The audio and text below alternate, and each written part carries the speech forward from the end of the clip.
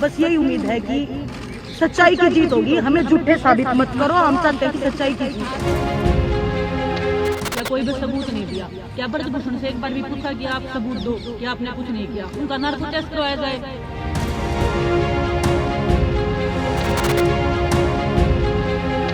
इस्तीफा कोई इतनी बड़ी चीज नहीं है, लेकिन अपराधी बनकर कुश्ती के अखाड़ों के बाहर ये दंगल है भारत के स्टार रेसलर्स और रेसलिंग फेडरेशन के अध्यक्ष ब्रिजभूषण शरण सिंह के बीच। दिल्ली के जंतर मंतर पर कई दिनों से ओलंपिक चैंपियन पहलवान, भारतीय कुश्ती महासंघ के अध्यक्ष और बीजेपी सांसद ब्रिजभूषण शरण सिंह के खिलाफ विरोध प्रदर्शन कर रहे हैं। ब्रिजभूषण सिंह पर महिला पहलवानों के साथ कथित तौर पर यौन उत्पीड़न का आरोप है।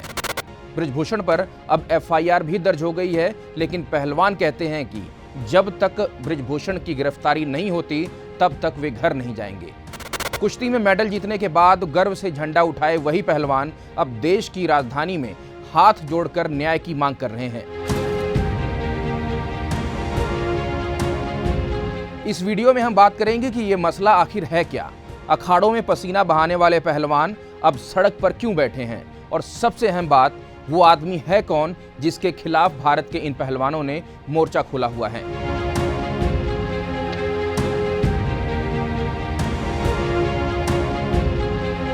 तो सबसे पहली बात, क्या है पूरा मामला।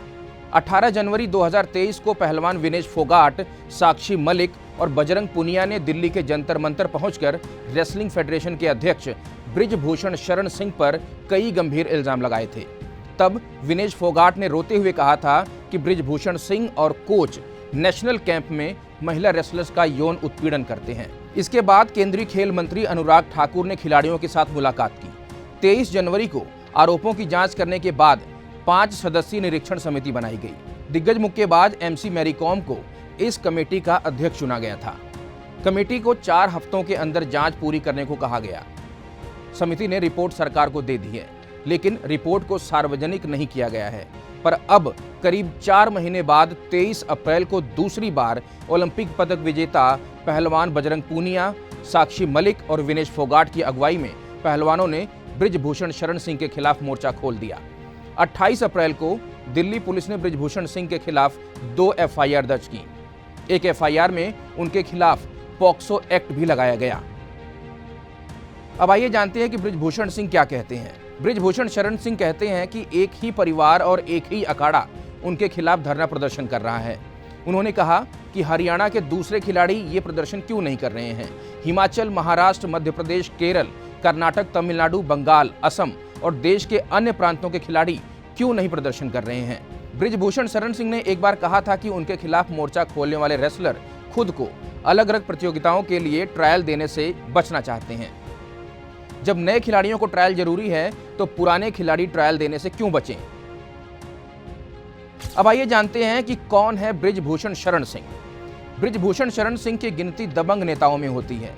वे उत्तर प्रदेश के गोंडा के रहने वाले हैं और कैसरगंज लोकसभा सीट से भारतीय जनता पार्टी के सांसद हैं। छात्र जीवन से ही राजनीतिक तौर पर बेहद सक्रिय रहे ब्रिजभूषण शरण सिंह के शुरुआती साल अयोध्या के अखाड़ों में गुजरे। 1991 में वे पहली बार लोकसभा के लिए चुने गए।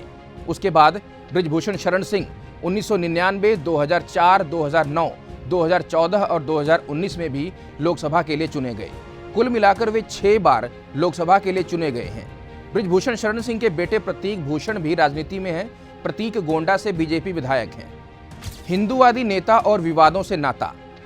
बीजेपी से जुड़ने के बाद ब्रिजभूषण शरण सिंह ने अपनी छवि एक हिंदूवादी नेता के तौर पर बनाई और अयोध्या के बाबरी मस्जिद ढांचे को गिराने के अभियुक्त भी रहे। हालांकि सितंबर 2020 में कोर्ट ने उन्हें सभी आरोपों से बरी कर दिया था।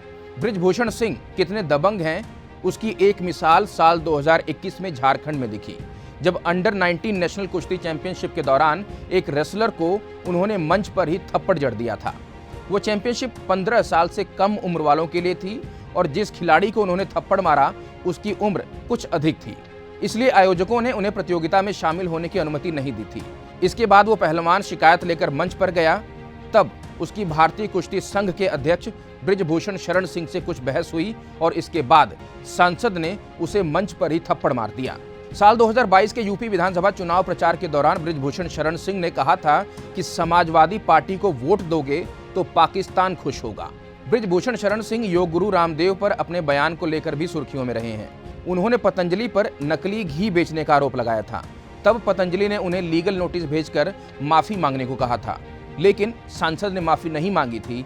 इसके बाद पतंजलि की ओर से उन्हें दोबारा नोटिस भेजा गया तो वो भड़क गए और कहा कि महर्षि पतंजलि के नाम का उपयोग किया जा रहा है और महर्षि पतंजलि के नाम का उपयोग बंद होना चाहिए।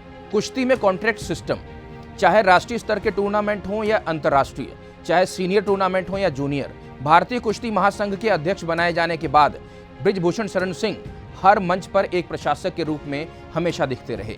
अपने हाथ में माइक्रोफोन लेकर वे अक्सर रेफरी को सलाह देते दिखते तो कभी जजों को रूल बुक समझाते भी नजर आते। ये बृजभूषण शरण सिंह ही हैं जिन्होंने कुश्ती में कॉन्ट्रैक्ट सिस्टम की शुरुआत की। 2018 में लागू की गई इस व्यवस्था के तहत खिलाड़ियों को अलग अलग ग्रेड में रखते हुए 1 साल का कॉन्ट्रैक्ट दिया जाता है। बृजभूषण सिंह का बड़ा राजनीतिक करियर है, बावजूद उसके मंत्री न बनने की कसक भी दिल में है। एक कार्यक्रम के दौरान उनका ये दर्द छलक भी गया था। तब उन्होंने कहा था कि हमको मंत्री बनना लिखा ही नहीं है, मेरे हाथ में ये रेखा ही नहीं है।